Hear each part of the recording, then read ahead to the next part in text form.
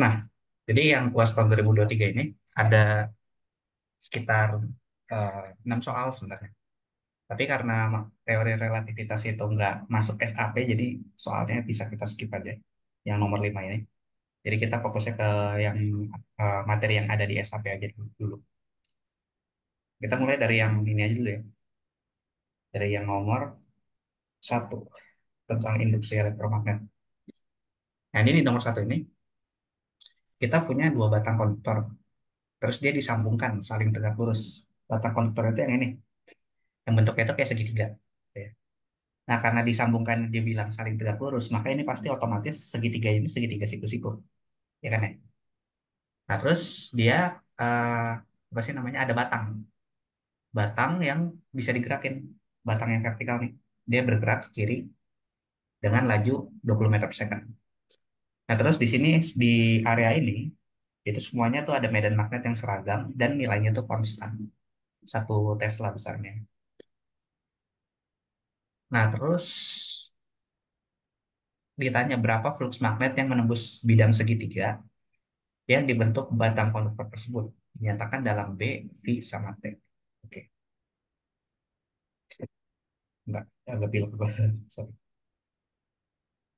Nah, ini kalau kita pengen cari flux magnet ya berarti kita cukup cari luas daerah yang dibentuk sama loop ini aja, loop segitiga ini yang kecil nih.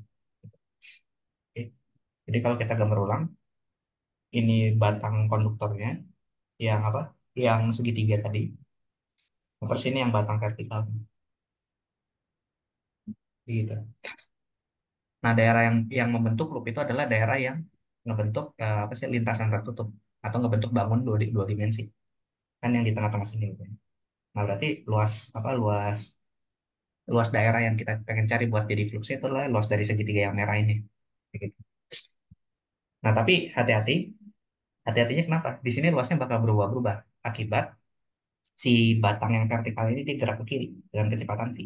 Kayak gitu. Nah, karena dia bergerak ke kiri dengan kecepatan v, jadi nanti otomatis si tinggi dari segitiga ini bakal nambah terus kan. Tinggi dari segitiga dan juga alas-alas dari segitiga itu bakal nambah terus. Gitu. Nah, di sini digunakan asumsinya apa? Coba kita lihat. Simetris, terus jika tiga batang konduktor tersebut berada dalam daerah tegang. Oh, berarti asumsinya nggak cuma ya udah cuma ini simetris aja sistemnya gitu ya. Nah, kalau simetris berarti ini segitiganya bakal selalu jadi segitiga siku-siku yang sama kaki. Jadi ini misalkan jaraknya adalah L. Ini juga jaraknya L. Kayak gitu. Oke. Nah, terus sudut yang di sini tuh pasti 90 derajat. 90 derajat. Salah. Ya, ini lah sudutnya 90 derajat tuh. Kayak gitu. Nah, berarti kita cari tahu dulu ini apa sih namanya?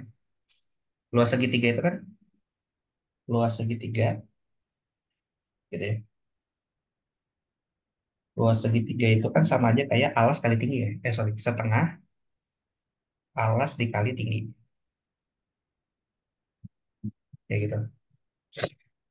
Nah, kita cari tahu dulu tinggi sama alasnya berapa. Kita misalin aja dulu. Kita misalin tinggi awalnya itu, sorry, apa, panjang alas awalnya itu adalah Y. Kayak gitu ya.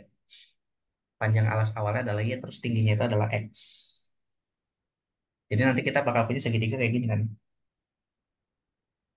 Sisi miringnya L, terus yang bagian sininya itu X, terus yang bagian tegaknya ini adalah Y. Kayak gitu.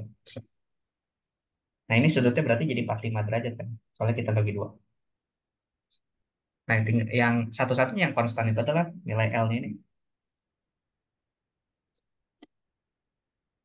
Sorry. Bentar, dia juga nggak konstan ya. Karena segitiga itu jalan.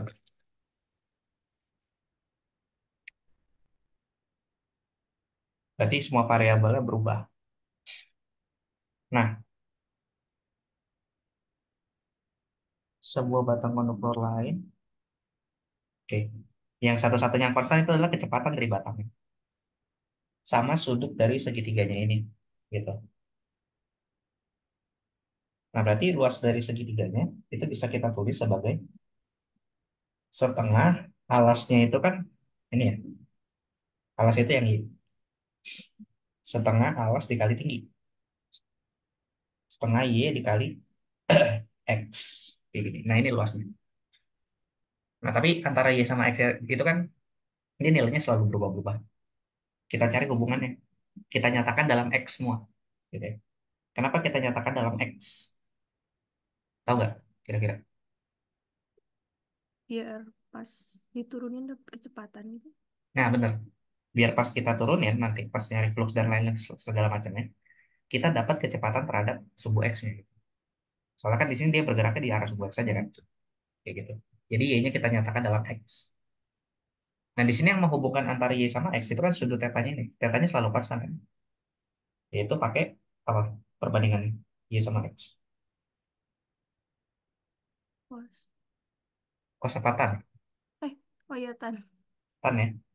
Tan 45 itu nilainya sama dengan Y dibagi X. Kayak gitu. Nah, nilai tangan ini konstan. Jadi perbandingan ini bakal selalu konstan. Jadi nanti Y-nya itu bisa kita tulis sebagai X di tan 45. Tan 45 itu kan nilai satu ya. Berarti perbandingannya adalah Y sama dengan X. Gitu. Dan ini bakal selalu terpenuhi. Y sama dengan X ya. Karena sudut tetanya konstan. Jadi nanti luas dari segitiganya kita bisa dapat adalah setengah X kuadrat. Kayak gitu. Nah, flux magnet. Nah, flux magnet itu kan adalah integral B dot dA. Kayak gitu. Ingat, kalau B-nya nggak bergantung sama posisi, jadi B-nya bukan fungsi X, Y, Z, gitu ya. B-nya konstanta. Ini langsung bisa kita tulis sebagai B dikali luas saja kan. Kayak gitu. Kecuali kalau B-nya itu bergantung fungsi posisi, jadi ada variabel X, Y, Z-nya. Nah, B-nya itu kan tadi dikasih di soal 1 Tesla ya. Berarti kita dapat flux magnetnya itu adalah 1 Tesla dikali A. Berarti 1 Tesla dikali setengah X kuadrat. Berarti flux magnetnya adalah setengah X kuadrat juga. Gitu. Nah, tapi kan diminta dinyatakannya bukan dalam X ya. Dinyatakannya dalam B, V, sama T. Jadi kita cari hubungannya. Antara X dengan T itu apa? Iya, antara X, V, dan T itu hubungannya apa? X bisa T. Eh, oh, maksud dx per dt sama dengan V. Nah, iya benar. dx per dt sama dengan V kan ya. Dan V-nya itu konstan. Kalau V-nya konstan, maka dia gerakannya termasuk gerakan GLB, ya kan? Gerak lurus, gerak kurang. Jadi nanti si X-nya itu kan persamaan posisi, fungsi posisi gitu ya. X-nya itu bisa kita tulis sebagai X sama dengan V dikali T. Kayak gitu. Karena dia ya, ini persamaan adalah persamaan posisi untuk gerak di LBB. Jadi nanti kita dapat flux magnetnya itu adalah setengah VT kuadrat. Kayak gitu. Oke. Ada pertanyaan sama sini? Belum ada. Belum. Masih aman ya? Nah, kalau yang B-nya, hitung DGL induksi yang pada segitiga tersebut saat T sama dengan 2 detik. Nah, kalau yang ditanya DGL induksi, berarti langsung kita masukin ke hukum Faraday aja. Berarti gimana? Min di flux per dt. Minus perubahan flux terhadap waktu. Gitu. Kita turunin dulu baru masukin waktunya. Jangan dimasukin waktunya dulu karena nanti T-nya hilang kalau dimasukin ini. Berarti ini minus setengah D per dt dari ini VT kuadrat. Kayak gitu. Nah, V-nya itu kan konstan ya, berarti bisa keluar dari turunan. Berarti jadi minus setengah V kuadrat dt kuadrat diturunin terhadap dt. Nah, ini kan turunannya adalah 2T ya. Berarti minus setengah V kuadrat dikali 2T. Berarti nanti dapat GGL induksinya sebagai fungsi waktu. Gitu. Jadi pada detik keberapapun gitu ya. Itu adalah minus V kuadrat dikali T. Kayak gitu. Nah, kalau ditanya pada saat T sama dengan 2, Berarti tinggal kita substitusi aja. Berarti GGL induksi untuk T sama dengan 2 itu adalah minus Pi kuadrat dikali 2. Nah, V-nya itu kan tadi di soal berapa ya? 2 meter per second ya. Pi-nya itu 2 meter per second. Berarti minus 2 kuadrat dikali 2. Berarti berapa nih? Minus 8 ya. Minus 8 volt. Minus 8 volt atau positif 8 volt? Hmm. Kira-kira. Ya, lihat aja dari luasnya. Luasnya bertambah besar atau tambah kecil? Tambah besar. Tambah besar ya. Kalau luasnya tambah besar artinya artinya perubahan fluxnya itu tambah gede juga kan. Hmm. Jadi ya GG induksinya tandanya nggak usah kita ubah jadi nggak usah kita negatifin lagi. Bener GG induksinya adalah minus 8 volt. Kecuali kalau flux magnetnya si perubahan fluxnya ini tambah kecil, luasnya tambah kecil, berarti sama aja kayak fluxnya berkurang kan harusnya. Kalau fluxnya berkurang karena luasnya tambah kecil, berarti ini depannya kita minusin lagi jadi positif. Kayak gitu. Oke. Nah, kalau yang C-nya, tentukan arah arus induksi yang terjadi dan jelaskan. Nah, kira-kira arahnya kemana? Kalau kita lihat di segitiganya, yang aku gambar ulang di sini, segitiga. Medan magnetnya itu arahnya X semua. X itu mana? Ke dalam bidang ya. Hmm. Medan magnetnya ke dalam bidang. Nah, terus ini batangnya bergeraknya ke kiri. Gitu. Berarti nanti arusnya gimana muternya? Searah jarum jam atau berlawanan jarum jam di segitiga ini? Eh, Berlawanan gitu. Kenapa berlawanan? Soalnya kan tadi GGL induksinya itu minus ya, berarti Iya. melawan arun aturan Bak- tangan kanan. hmm. Berarti kalau kita pakai aturan tangan kanan, jempolnya masukin ke dalam sini kan ya? Masukin ke dalam segitiga, terus kita putar 4 jari kita. Maka putarannya tuh kayak gini kan? Kayak gitu. Tapi karena GGL induksinya negatif, maka arahnya kita balik. Jadi arah arus induksinya adalah kayak gini. Kayak gitu.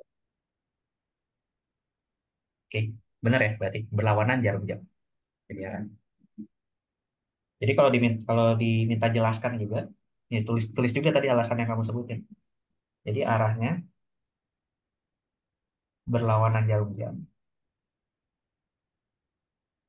berlawanan jarum jam karena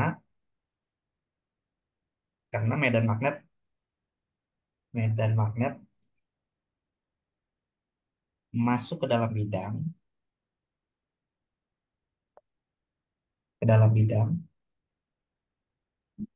gitu ya. Dan GGL induksinya bernilai negatif gitu. Nah, baru kamu tulisin berdasarkan hukum Lenz bla bla bla. Berdasarkan hukum Lenz, maka dia melawan atau mengikuti aturan tangan kayak kayak gitu. Oke, jadi hukum Lenz ini jangan lupa disebut ya. Karena itu yang menentukan arahnya. Maksudnya yang aturan yang kita bilang kalau GGL induksinya negatif, dia melawan aturan tangan kanan itu adalah si apa bunyi dari hukum Lenz itu. Kayak gitu. Oke, sampai sini ada pertanyaan? Belum ada. Belum. Oke, kita lanjut ke nomor 2. Nah, ya. Nah, yang nomor 2 ini tentang rangkaian RLC seri.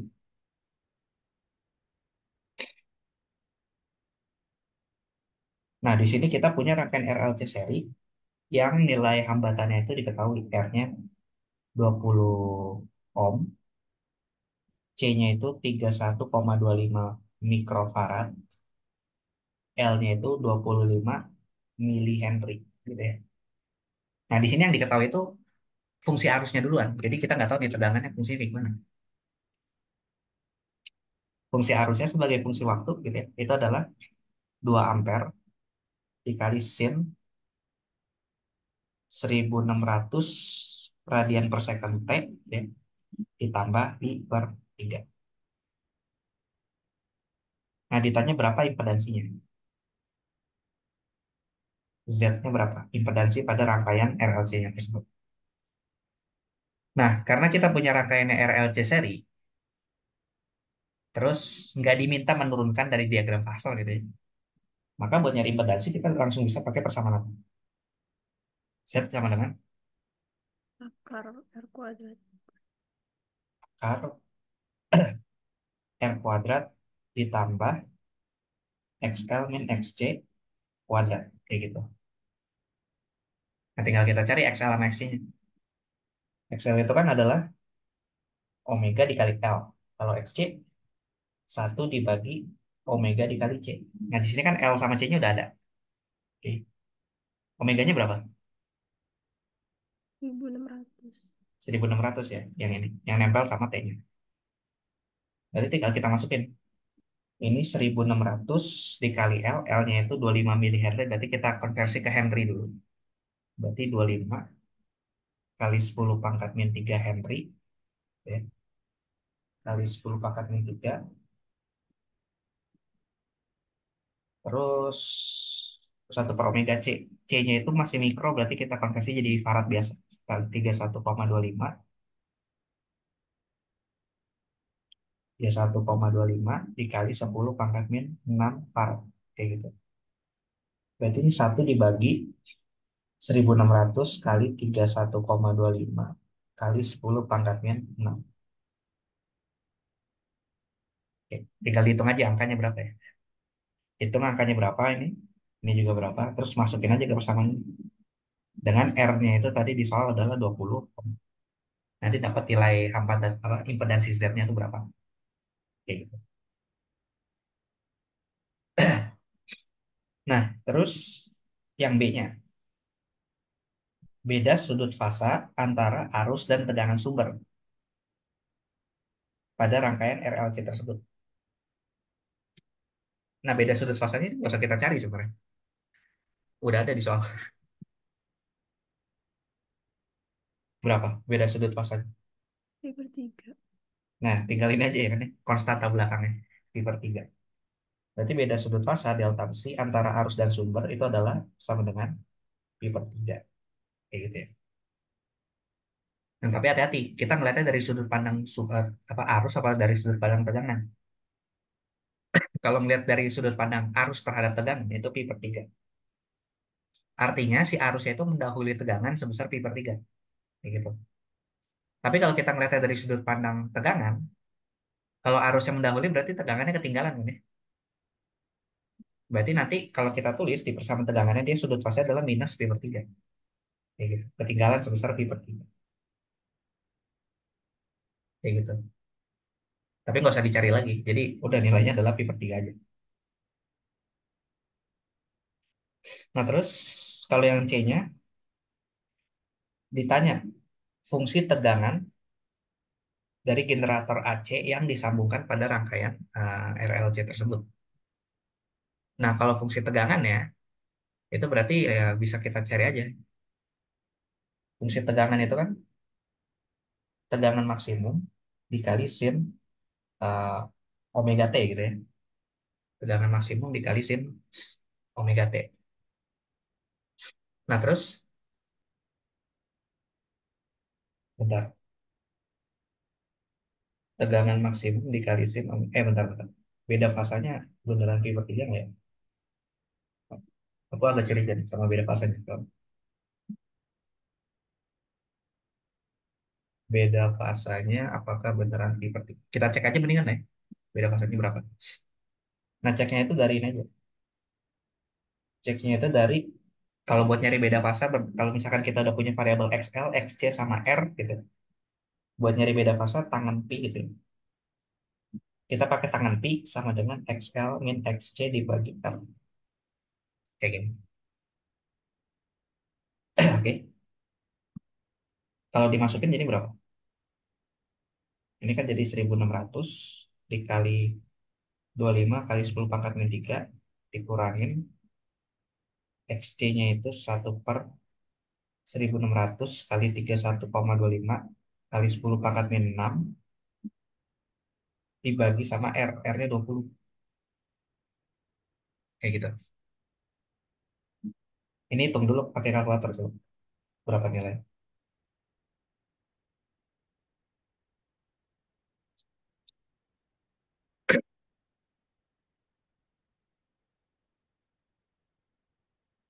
Ah, min 0,36.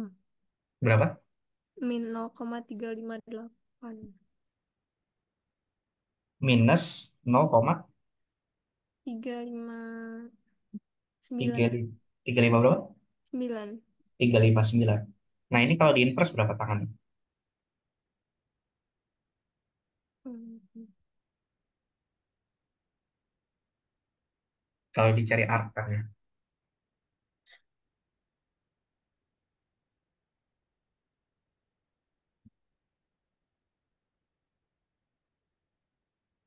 Ah, min 0,34. Radian ya. Apa derajat? Gak tahu dah, kalkulator aku cuma keluar min 0,34 doang. Bentar, aku hitung pakai kalkulator aku juga. Tangan inverse dari minus 0,359. Itu sekitar 19 derajat. Hmm. Sekitar minus 19,75 derajat.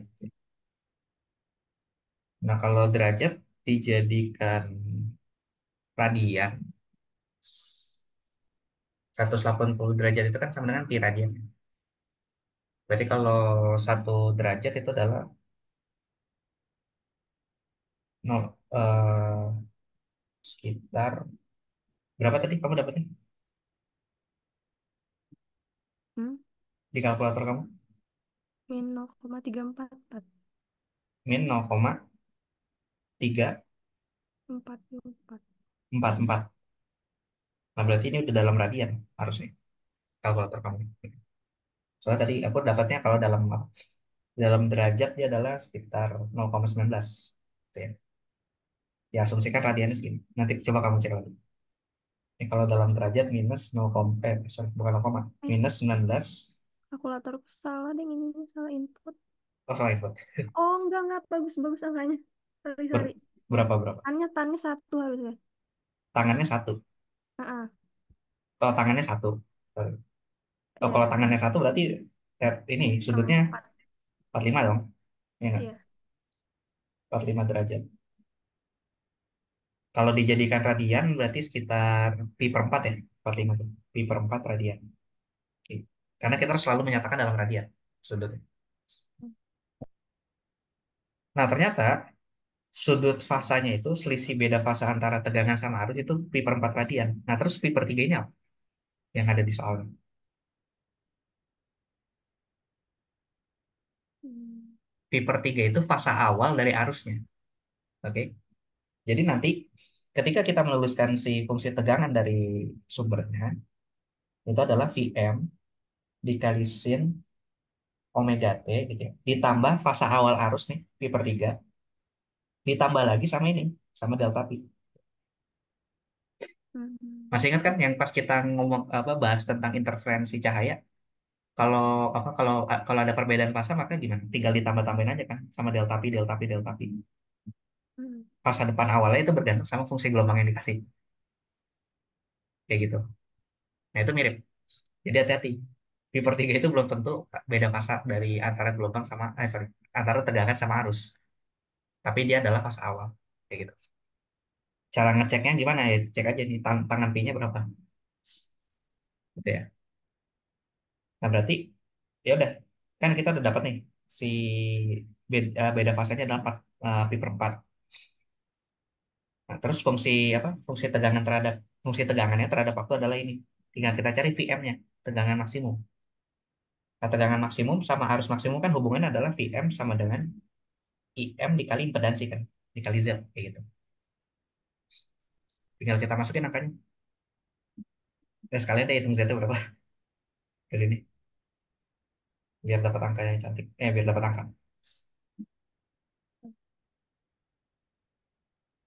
Ini sih R-nya berapa? R-nya 20. Hmm. Hmm.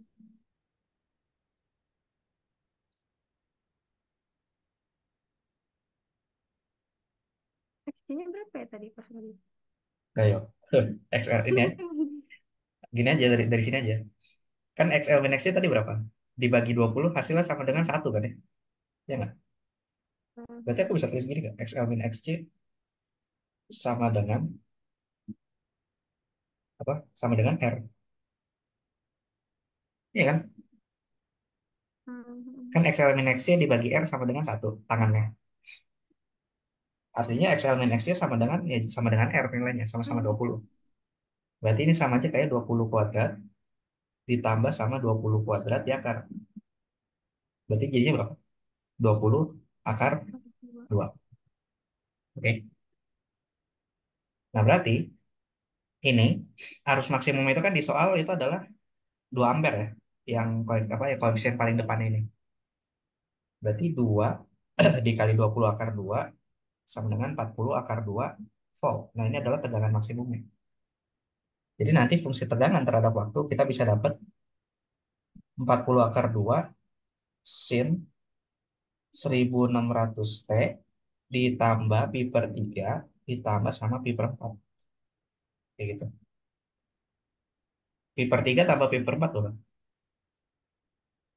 Sekitar ini ya, 7 per 12 pi ya. Berarti 40 akar 2 sin 1600 T ditambah 7 per 12 pi. Kayak gitu. Nah, ini adalah tegangan terhadap waktunya. Oke, sampai sini ada pertanyaan? Kalau misalkan pas kita ngitung beda fasanya ternyata sama-sama pi per tiga juga dapetnya, itu gimana kita tahu di soalnya tuh itu dia beda fase awal atau si soalnya tuh emang udah ngasih beda fase sama tegangannya gitu. Nah, apa sih namanya beda fase yang dikasih di fungsi awal, entah itu fungsi arus atau fungsi tegangan, itu adalah selalu beda fase awal. Terus selalu. Ya, jadi apa, buat nyari beda fase total gitu ya, antara tegangan sama arus, itu adalah mau nggak mau kita cari dalam pakai tangan pi ini. Ya sama kayak pas kita bahas intervensi kan kita dikasih fungsi, misalkan kita dikasih gelombang pertama itu adalah EM sin 100 T ditambah pi per 5 gitu. Ya mau nggak mau ketika kita nulis gelombang yang kedua itu kan bisa berinterferensi sama gelombang pertama karena ada beda fasa kan ya. Berarti gelombang yang kedua itu adalah kayak gini depannya, sama persis kayak gelombang pertama, tapi ditambah sama beda fasanya tadi. Yang kalau misalkan di konteks intervensi pakai celah, beda fasa itu muncul karena selisih panjang lintasan. Kayak gitu. Nah, kalau di sini, di rangkaian RLC, beda fasanya itu muncul karena kenapa? Karena sifat dari rangkaian R murni, L murni, sama C murni itu beda. R murni itu dia cenderung fasanya itu pengen dibikin sama sama tegangannya. Kalau C murni, dia cenderung apa si tegangannya itu sorry, arusnya itu pengen mendahului si tegangannya. Tapi kalau misalkan L murni cenderung si arusnya itu pengen ketinggalan dari tegangannya. Kayak gitu ya. Makanya pas digabung mereka jadi punya beda fasa yang ditotalin itu jadi berapa. Nah, ini adalah beda fasa yang ditotalin tadi. Sementara kalau persamaan yang ditulis di fungsi awal itu namanya fasa awal. Kayak gitu ya. Maknanya fasa awal itu apa sih? Jadi pas kamu ngelakuin pengukuran T sama dengan nol gitu ya. Itu kamu dapat misalkan oh ternyata harusnya nggak nol. Harusnya nilainya berapa gitu. Gitu. Tapi kalau misalkan di nolin juga bisa sih sebenarnya. Bergantung perspektif kita ketika melakukan pengukuran T-nya ini adanya di mana. Kayak gitu. Kebayang nggak? Hmm. Ada lagi? Enggak. Oke, kita lanjut lagi ya. Yang nomor 3, oh nggak kelihatan nomor 3.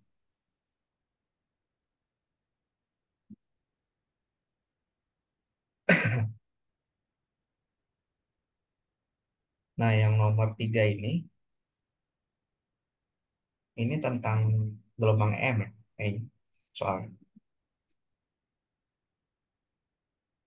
Nah, jadi kita di sini punya gelombang elektromagnet yang udah dikasih fungsi medan listriknya, gitu ya. Yaitu EM dengan arah K dikali cos 2 pi per lambda alpha X minus beta. Nah, tentukan satuan internasional dari besaran alpha dan beta. Nah, kita lihat aja. Jadi kan kita cuma nentuin satuan aja ya. Ingat fungsi gelombang elektromagnet tuh gimana? Kalau gelombangnya harmonik, EM gitu ya. Arah K, cos yang nempel sama X itu apa? K ya, bilangan gelombang KX dikurangin yang nempel sama T, Omega. omega T. Gitu. Nah, sementara di sini dia ditulisnya kan adalah cosnya cos 2 pi per lambda, 2 pi per lambda, 2 pi per lambda, alpha X dikurangin beta T. Kayak gitu. Berarti kalau kita cocok login, kita samain bentuknya. Ini kan atasnya cos, bawahnya juga cos. Berarti si alpha ini ada sama aja kayak eh si apa 2 pi per lambda ini dikali alpha itu sama aja kayak K gitu. Karena sama-sama nempel dengan X. Terus kalau yang nempel sama T berarti 2 pi per lambda dikali beta itu sama dengan omega. Karena omega sama 2 pi per lambda dikali beta itu sama-sama nempel dengan T. Artinya alpha itu sama aja kayak K dikali lambda dibagi 2 pi. Oke, terus omega itu sama aja kayak sorry bukan omega, beta itu sama aja kayak omega dikali lambda dibagi 2 pi juga. Nah, K itu apa? Dua pi per Definisinya. lambda. Kenapa? Dua pi per lambda. Nah, K itu kan K itu kan rumusnya adalah bilangan gelombang itu didefinisikan 2 pi dibagi lambda kan. Sementara ini dikali lambda per 2 pi, berarti alfa itu 2 pi per lambda dikali lambda per 2 pi. Habis kan kecoret? Hmm. Berarti sama dengan satu. Artinya alfa nggak punya satuan, gitu ya. Berarti alfa ini tidak bersatuan. Ya karena dia sebenarnya angka aja, tidak berdimensi gitu terus. Kayak gitu. Nah, kalau beta berarti gimana? Omega, berarti kita lihat aja omega itu satuannya apa? Hmm. Radian, Dua pi f. Oh, satuannya bukan rumusnya. Kan yang ditanya radian satuannya. per second. Radian per second ya. Radian per second. Lambda satuannya apa? Meter. Meter ya. Meter. Jadi beta itu satuannya itu adalah tinggal kita gabungkan radian meter per second. Kayak gitu. Oke, Hmm. ya udah gitu jawabannya. Alfa tidak berdimensi, beta itu radian meter per second. Jadi buat ngecek satuannya itu sebenarnya tinggal kita lihat aja dari rumusnya dia terdiri dari variabel apa aja. Terus kita nyatakan semua variabel tadi dalam satuan SI. Kayak gitu. Nah, kalau yang B-nya, tentukan arah osilasi medan magnet dari gelombang elektromagnet tersebut dan jelaskan. Kira-kira arah osilasinya gimana? Kalau dikasih fungsi medan listriknya kayak gini. Hmm. Yo, K dikerasin apa yang jadi I gitu. Min J berarti. Min J atau plus J? Eh, Ayo, ingat dia osilasinya gimana? Selain tegak lurus satu sama lain, tapi juga satu satu apa?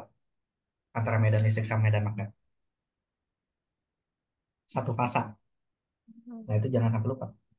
Medan listrik sama medan magnet ini dia selalu satu fasa. Satu fasa artinya apa? Satu fasa artinya kalau misalkan E-nya positif, maka B-nya juga bakal positif. Gitu. Kalau E-nya negatif, B-nya juga negatif. Kalau E-nya nol, B-nya juga nol. Jadi dia naik turunnya secara bersamaan, osilasinya bareng. Nah, di sini medan listriknya itu kan dikasihnya EM, arahnya K dikali cos KX min omega T. Gitu ya. Artinya, si medan listriknya itu bergetar, ini arah osilasinya. Osilasi di sepanjang sumbu Z. Sementara merambatnya itu adalah di sepanjang sumbu X, karena si variabel bilangan gelombangnya K-nya kan nempel sama X ya. Ini arah rambat. Arah rambat. Karena E dan B itu harus tegak lurus, dan juga dia harus tegak lurus dengan arah rambat.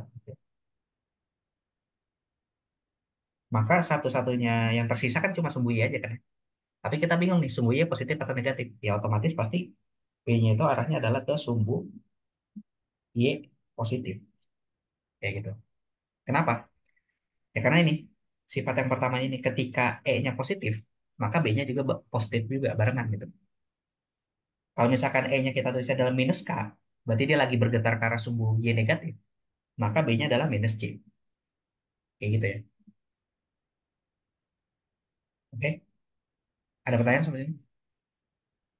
Kalau yang poin A itu misalkan si omega kita jadiin dua pi f itu nanti dua pi-nya kecoret nanti jadi HZM bisa. Apa? Meter dikali hertz gitu. Iya, Bisa harusnya. oh bisa aja. Hmm. Oke. Sebenarnya satuan radian itu apa ya? Bisa ditulis, bisa enggak sih. Jadi kalau ini kamu tulis meter per second juga kayaknya nggak terlalu bermasalah gitu. Karena kan Hmm. hertz dikali m itu kan sama aja kayak meter per second, iya nggak sih? Mm-mm. Gitu. Karena radian itu satuan sudut, sudut itu nggak berdimensi sebenarnya. Hmm. Gitu ya. Gitu juga alfa, alfa ini sebenarnya bisa dinyatakan bisa kita tulis sebagai radian juga ya, Pak. Hmm. Karena dia tidak berdimensi. Jadi sebenarnya alfa itu menyatakan sudut sudut fasa totalnya aja berapa. Jadi kalau nggak berdimensi boleh kamu tulis ya udah tidak berdimensi atau dinyatakan juga dalam radian. Karena konteksnya ini adalah dia merupakan sudut fasa dari fungsi kosinusnya ini. Kayak gitu. Tapi kalau variabel tidak berdimensi yang bukan di dalam kosinus ini, ya udah berarti nggak usah ditulis satuannya. Kayak gitu aja. Oke, ada lagi. Hmm. Oke, kita lanjut lagi. Nah, yang C-nya, sekarang gelombang elektromagnetnya ini dia dilewatkan pada suatu polarisator dengan sumbu transmisi membentuk sudut theta terhadap medan listrik. Sehingga intensitasnya menjadi seperempat intensitas semula. Tentukan sudut tetanya berapa. Nah, ini berarti gini kan ya. Kita punya apa medan listrik, apa gelombang ini. Misalkan ini medan listriknya itu berosilasinya kayak gini. Nah, terus dia polarisator itu membentuk sudut theta terhadap arah getaran. Ini. Misalkan ini getaran gini ya. Kayak gitu. Terus polarisatornya membentuk sudut theta ini. Jadi pas dia udah keluar dari polarisator ini, dia getarannya jadi ngikutin arah polarisator jadi kayak gini. Kayak gitu. Artinya ini kasus polarisasinya gimana? Cahayanya sebelumnya udah terpolarisasi ada belum? Udah. Udah ya. Berarti ini sudah terpolarisasi dengan intensitas misalkan I0. Nah terus kita belokin polarisasi berarti dipolarisasi ulang. Polarisasi ulang, intensitasnya jadi seperempat I0. Apa hubungan seperempat I0 dengan I0? Seperempat I0 sama dengan I0 cos kuadrat theta. Seperempat I0 sama dengan I0 dikali cos cos kuadrat atau cos theta doang? Catatan aku sih cos kuadrat ya. Cos kuadrat. Bentar. Kayaknya. Cos kuadrat. Oh iya, benar cos kuadrat ya. Soalnya ini ya, apa sih namanya? Sebenarnya yang paling dasarnya itu adalah kita memproyeksikan medan listriknya. Gitu ya. Kita memproyeksi. Jadi kan yang kita lihat polarisasi itu adalah medan listrik.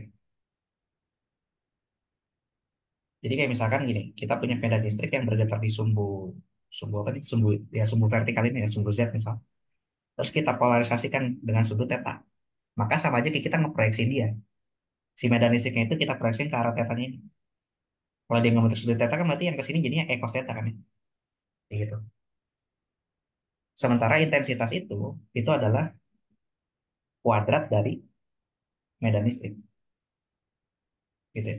Sebanding dengan kuadrat medan listrik. Jadinya kalau e cos theta kita kuadratin jadinya cos kuadrat theta gitu ya. Aku kadang suka lupa di situ. Oke, berarti tadi yang ditanya itu kan tetanya berapa ya nggak? Hmm. Berarti dapat dari sini cos kuadrat theta sama dengan seperempat ya nggak? Kan I0 dicoret. Hmm. Berarti dapat tetanya berapa? cos tetanya setengah kan ya? Berarti tetanya 60 60 derajat. Tapi nggak selalu nyatakan dalam radian. Berarti berapa kalau di dalam radian? pi/3. Pi per 3 radian. Kayak gitu. Oke. Hmm, Aman ya? aman. Oke. Ada pertanyaan sebelum sini? Belum ada. Kita lanjut lagi berarti ya. Ke nomor 4.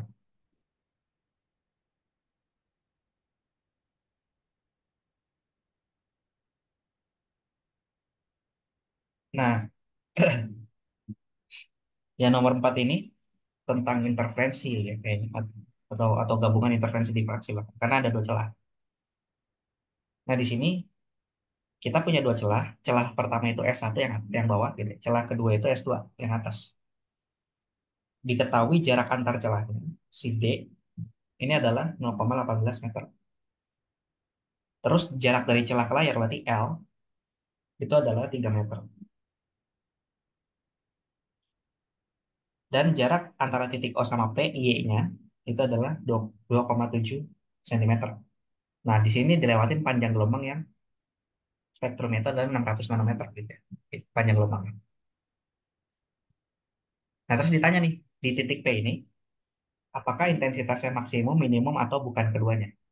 Kayak gitu. Nah, berarti gimana? Kan kita diketahui D-nya adalah 0,18 milimeter. Terus L-nya 3 meter. L-nya 3 meter. Terus Y-nya atau jarak dari O ke P itu adalah 2,7 cm. Kayak gitu. Nah, kita ditanya nih, di P ini, dia terang, gelap, atau bukan keduanya? Itu ngeceknya gimana? Tahu nggak? Dimasukin rumus Rumus apa? rumus terang atau gelap aja nanti sesuai apa enggak. Nah, iya benar-benar. Jadi kita gak usah ngecek dari persamaan intensitas yang I sama dengan cos kuadrat bla bla bla gitu ya. Tapi kita cek cocokin aja, bener. Tinggal dicocok lagi. Pakai ini kan kasus intervensi dua celah ya. Kenapa intervensi? Kenapa Eh, bukan difraktif? soalnya nggak ada jarak, nggak ada itunya jarak si Lebar, lebar ya, lebar celahnya. lebar celahnya nggak dikasih, gitu ya. Cuma jarak antar celahnya aja. Berarti karena ini intervensi dua celah, kita cuma punya jarak antara dua celahnya aja. Kita gunakan ini aja. D sin theta sama dengan n lambda. Ini untuk kasus apa? Kasus terang. Kalau gelap, D sin theta sama dengan n ditambah setengah lambda. Kayak gitu ya. Ini untuk kasus gelap. Nah, cuma kan yang diketahui bukan theta ya, tapi yang diketahui adalah y. Berarti sin tetanya ini kita ubah. Sin tetanya kita ganti jadi y per l. Kayak gitu. Berarti dy per l sama dengan n lambda. Yang ini dy per l sama dengan n plus setengah lambda. Kayak gitu. Nah, buat tahu dia beneran gelap, beneran terang, atau bukan kedua itu gimana? Kita cek aja nilai n-nya. Ingat, n itu dia harus apa? Harus merupakan Bulat. bilangan bulat. Berarti nilainya coba boleh 0, 1, 2, 3, dan seterusnya. Nah, kita masukin nih untuk kasus terang. N sama dengan dy per lambda L. Apakah benar hasilnya bilangan bulat gitu? Ini untuk kasus terang. Kalau untuk kasus gelap berarti kita masukin N itu adalah dy per lambda L dikurangin setengah. Apakah benar hasilnya adalah bilangan bulat? Gitu. Ini untuk kasus gelap. Kalau ternyata kita masukin ke persamaan terang atau persamaan gelap itu N-nya bukan bilangan bulat, jawabannya. Gitu ya. Hasil hitungan kita. Maka ya bukan keduanya. Dia bukan gelap dan juga bukan terang. Lebih tepatnya bukan bukan terang maksimum ya, tapi kan kalau ingat kurvanya itu kan adalah kayak gini. Kurva di interferensi dua celah kan terangnya gini kan ya, set, gelap, terus terang lagi, terus gelap lagi. Nah, terang maksimum itu adalah di puncak tengahnya ini. Kalau gelap itu adalah pas banget di lembahnya. Kalau bukan keduanya itu di mana? Ya pas lagi di badan-badan terang ini yang pinggir-pinggir ini gitu. Jadi belum belum belum sampai puncak terangnya, tapi belum juga sampai ke lembah gelap. Tapi masih terang nggak? Masih. Cuma nggak maksimum aja intensitasnya. Kayak gitu. Kalau yang di persamaan ini adalah terang yang maksimum sebenarnya. Kayak gitu. Nah, ya udah tinggal dimasukin aja kan. D-nya itu berapa tadi? 0,18 mm kan. Berarti 0,18 kali 10 pangkat min 3.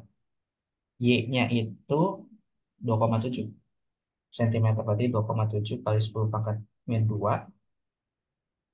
Lambdanya itu tadi 600 nanometer. Berarti 600 kali 10 pangkat min 9. L-nya itu tadi adalah 3 meter. Oke. Nah ini angkanya bisa disederhanain ya semuanya. Ini berarti berapa? Jadi 18 kali 10 pangkat min 5. 2,7 dibagi 3 jadinya 0,9 kan ya. Jadi 9 kali 10 pangkat min 3 dibagi 600 kali 10 pangkat min 9. Nah ini hasilnya jadi berapa?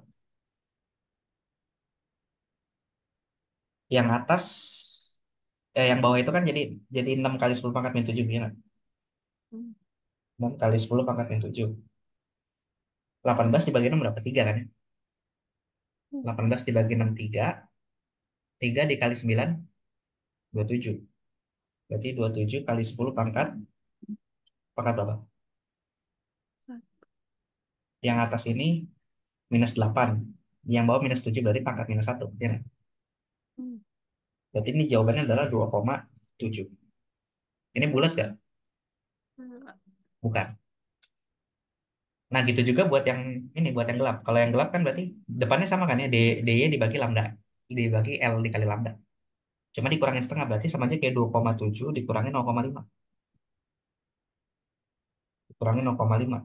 Jadinya berapa? 2,2. Bukan bilangan bulat juga kan? Hmm. Berarti jawabannya adalah ya bukan keduanya. Dia bukan terang maksimum ataupun bukan gelap juga. Tapi di antaranya berarti masih yang di bagian dinding-dinding bukitnya ini. Kayak gitu. Oke. Oke, ada pertanyaan? Belum ada. Nah, kalau yang B-nya, tentukan jarak antara dua posisi maksimum berurutan pada dua layar. Berurutan pada layar. Maksimum berurutan tuh berarti sama aja kayak kita cari eh, maksimum pertama gitu ya, Y1, terus kita cari di atas itu ada maksimum kedua, Y2. Nah, ini jaraknya berapa? Y2 dikurangin Y1. Kayak gitu. Nah, berarti tinggal kita masukin ke persamaan untuk terang aja kan ya. Persamaan untuk terang kan ini. DY per L sama dengan N dikali lambda. Kalau dia berurutan,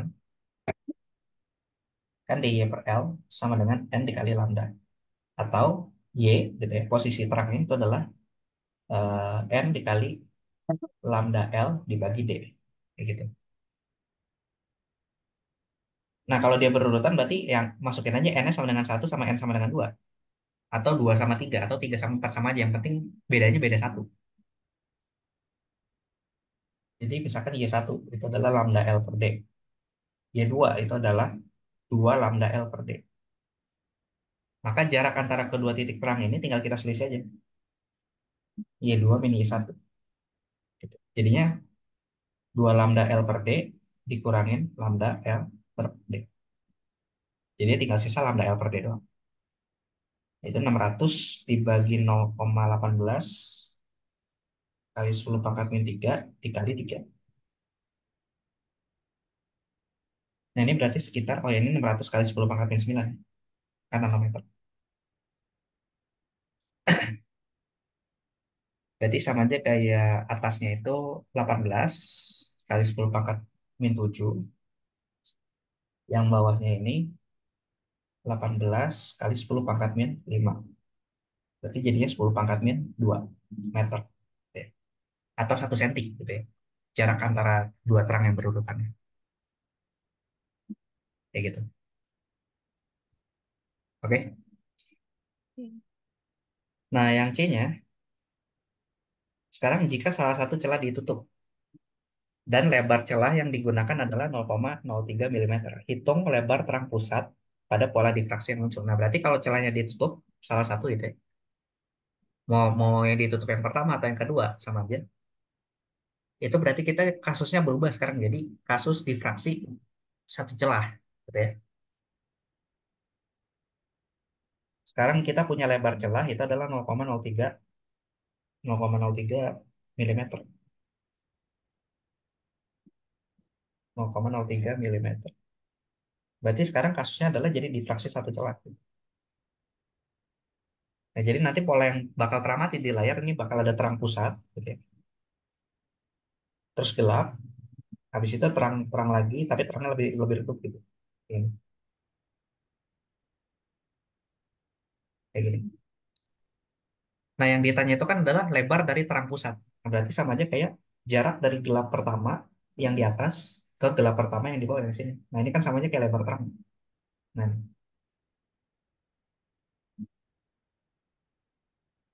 ke atas itu Y, maka ke bawah juga Y. Oke. Nah, kalau di gelap difraksi, buat nyari gelapnya gimana? Pakai persamaan apa? Asin theta sama dengan n lambda. A sin theta sama dengan N lambda. Nah, sin tetanya kita ganti jadi Y per L. Berarti A dikali Y per L sama dengan N lambda. Nah, jarak jarak dari pusat layar ke atas sama jarak dari pusat layar ke bawah itu sama kan ya? Iya nggak? Sama-sama Y. Dan ini posisinya adalah gelap pertama. Ini yang di bawah juga adalah gelap pertama, tapi di bawah gitu. Jadi N-1. Artinya lebar dari terang difraksi ini bisa kita tulis sebagai 2 kali lambda L per A. Kayak gitu. Karena kalau lambda L per A itu sama aja kayak Y apa? Dari pusat ke atas atau dari pusat ke bawah doang. Oke. Nah, berarti tinggal kita masukin aja angkanya. Berarti 2 kali 600 kali 10 pangkat min 9 dikali 3 dibagi 0,03 milimeter. Berarti 0, berarti sama aja kayak 3 kali 10 pangkat min 5 meter. Nah, ini jadinya adalah sekitar 12 kali 10 pangkat min 2. Iya nggak? Iya kan ya? Atau sekitar ya 12 cm lebar dari si terang pusatnya. Kayak gitu. Oke, sampai sini ada yang ingin ditanyakan? Belum. Belum ada. Ya, masih gampang kalau. Oke, berarti kita nomor 4 udah selesai. Nah, kita ke nomor terakhir, nomor 6. Nomor 5 kan di skip ya, karena relativitas nggak masuk.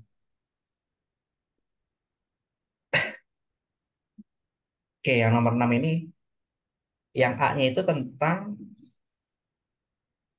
panjang gelombang de Broglie. Gitu ya. Jadi panjang gelombang dari suatu materi atau partikel yang bergerak. Nah, yang diketahui itu adalah massa partikelnya sama energi kinetiknya. Nah, ditanya berapa panjang gelombang kalau misalkan dia massanya itu 0,32 kali 10 pangkat minus 23 gram, sama energi kinetiknya 2,5 kali 10 pangkat min 17. Nah, panjang gelombang de Broglie, ingat nggak? Nyarinya gimana? Yang Yang dari dualisme. yang H per P itu kan? Apa? Yang H per P. Bukan. Ingat, momentum dari cahaya itu adalah apa? A dibagi lambda. Gitu. Hmm. Nah, ini dualisme dari cahaya. Jadi cahaya yang tadinya dia punya sifat gelombang, ternyata dia punya sifat momentum. Nah, sekarang kalau panjang gelombang de Broglie itu kebalikannya. Kalau panjang gelombang de Broglie itu adalah benda yang punya momentum bisa punya panjang gelombang nggak?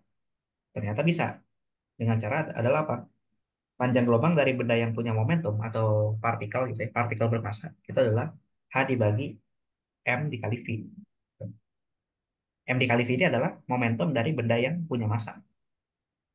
Jadi kalau P-nya nggak ada massanya ini adalah untuk foton. Tapi kalau dia ada massanya maka P-nya yang ini. Ini untuk partikel. partikel bermassa. Nah, ternyata partikel bermassa dia juga punya panjang gelombang karena sifat dualisme gelombang partikel tadi. Nah, nah ini panjang gelombang ini yang kita sebutkan namanya panjang gelombang de Broglie, gitu ya. Nah, kan masanya udah diketahui nih. Masanya segini, tapi kita nggak tahu kecepatan. Yang kita tahu adalah energi kinetik. Berarti kita cari dulu. Energi kinetik itu kan adalah setengah mv kuadrat kan ya. Berarti kecepatannya itu adalah 2 dikali energi kinetik, 2 dikali energi kinetik dibagi massa di akar. Sehingga nanti panjang gelombang de Broglie itu adalah H dibagi M dikali 2 energi kinetik dibagi M lagi. Ya. Nah, kalau M-nya dimasukin ke dalam kan jadi M kuadrat ya. M kuadrat dibagi M jadi M pangkat 1. Jadi lambda itu sama dengan H dibagi 2 energi kinetik dikali M. Oke, di akar. Kayak gitu ya. Tinggal dimasukin aja kan. H-nya itu konstanta Planck, berarti 6,62 kali 10 pangkat minus 34 Joule second. Massa bendanya itu adalah 0,32 kali 10 pangkat minus 23 gram kan ya. Tapi kita jadikan kilogram. Berarti jadi minus 26 kilogram. Energi kinetiknya itu udah dalam joule. Berarti 2,5 kali 10 pangkat minus 17 joule. Kayak gitu. Nah, ini kan udah dalam SI semua. Kita masukin ke sini berarti nanti jawaban akhirnya panjang gelombangnya itu satuannya pasti dalam meter. Gitu ya. Karena ini udah dalam SI semua. Oke, ada pertanyaan? Belum ada. Belum. Oke, yang terakhir. Pada peristiwa hamburan Compton, tentukan perubahan energi foton sinar X yang menumbuk elektron diam, terus terjadi sudut hamburan pi per 3 radian. Nah, diketahui panjang gelombang sinar X sebelum menumbuk gitu ya, itu adalah sekitar 0,0100 nanometer. Yang ditanya adalah perubahan energi, hati-hati, bukan perubahan panjang gelombang. Jadi kita dikasih tahu apa sih namanya? Si gelombang datangnya, si foton yang datang itu dalam wujud sinar X gitu ya.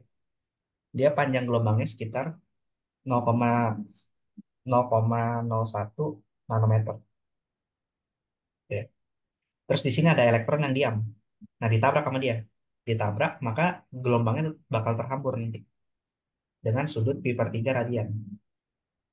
Pi per 3. Sementara si elektronnya itu nanti terhambur ke bawah. Nah, kita ditanya berapa perubahan energi dari si fotonnya. Nah, ini kan kalau terhambur pasti panjang gelombangnya berubah jadi lambda aksen. Kita ditanya perubahan energi dari foton. Gitu ya. Nah, berarti gimana? Energi dari foton itu apa? HC per lambda. Hc dibagi lambda.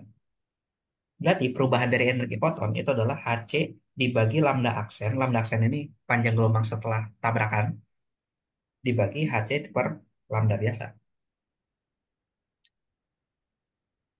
Nah,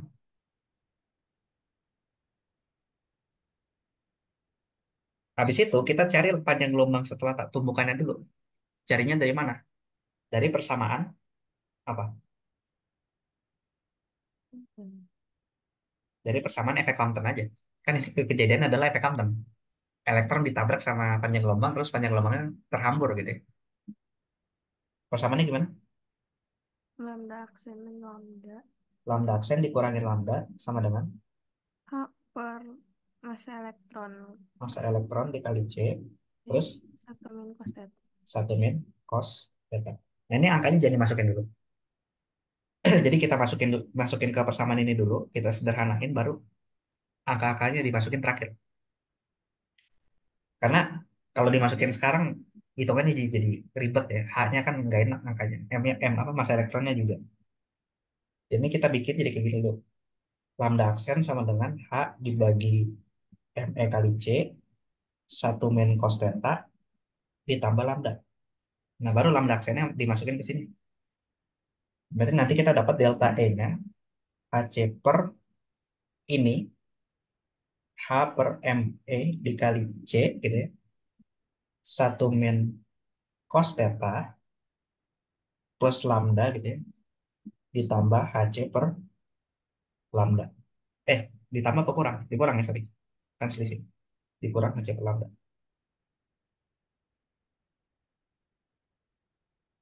Oke? Nah, bisa disederhanain nggak? Nggak bisa ya, ternyata. Aku kira bisa. Ya udah, kalau nggak bisa disederhanain, langsung masukin aja dari sini. Berarti delta E itu adalah ME dikali C-nya bisa dikatasin. Berarti jadi ME dikali C kuadrat. Yang bawahnya terus berubah jadi lambda dikali ME dikali C, gitu ya. Ditambah satu min cos theta. Kayak gitu. Itu untuk suku yang pertama. Suku yang kedua tetap HC per lambda. Kayak gitu. Ini kalau disederhanain aja. Tinggal dimasukin angka-angkanya.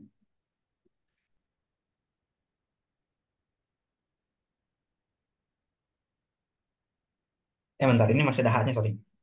Masih ada H-nya. Nah, ini. H dikali satu min cos theta ditambah lambda dikali ME kali C. Berarti ini juga masih ada H-nya. Kayak gini ya. Oke. Tinggal dimasukin angka-angkanya. H-nya itu 6,62 kali 10 pangkat min 34 Joule second. C-nya itu 3 kali 10 pangkat 8 meter per second.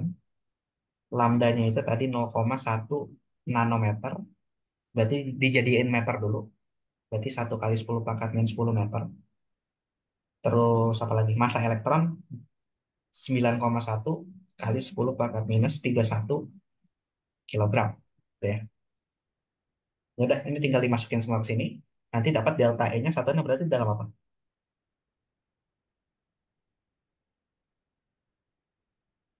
Lihat aja, ini kan SI semua ya. Hmm. Berarti delta E-nya nanti satunya dalam SI juga, yaitu Joule. Hmm. Kayak gitu ya. Oke. Oke. Jadi ya, bab kuantum apa yang terakhir ini emang nggak terlalu rumit persamaan-persamaan. Cuma yang bikin rumit itu adalah konversi satuan dan ngitungnya. Karena konstanta-konstanta itu angkanya nggak enak semua. Kayak gitu. Oke, udah habis soalnya. Sampai sini ada pertanyaan.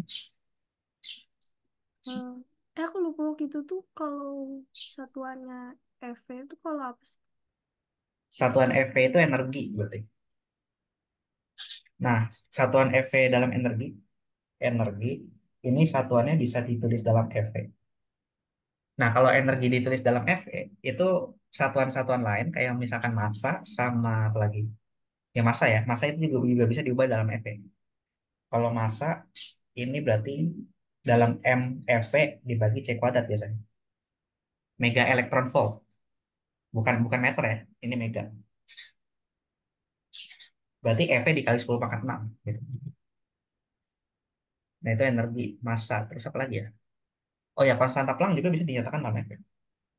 Tapi aku lupa, ya dinyatakan dalam EV second nih. Coba aku nggak tahu angkanya berapa kalau misalkan konstanta Planck itu dinyatakan dalam EV second. Kayak gitu. Jadi tiga besaran ini itu bisa dinyatakan dalam elektron volt. Hmm.